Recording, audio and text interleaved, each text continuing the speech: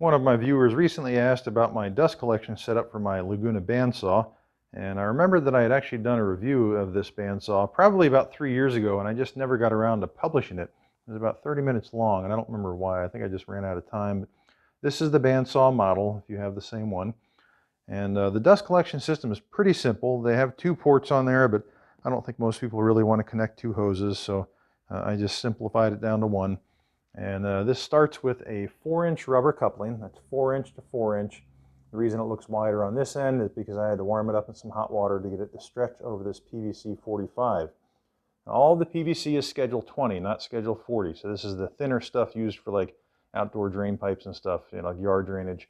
That's all you need for a dust collection system. So a 4-inch to 4-inch going on to a 45, and there are 2 45s in the whole thing.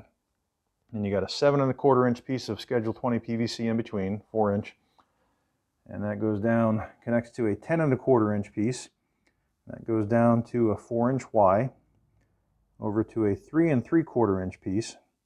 And then you have a 90-degree that connects to another one of those 4-inch to 4-inch rubber couplings. Now all of this is just pressure fit. There's no cement or anything in there. You don't really need it. So it just goes together very easily.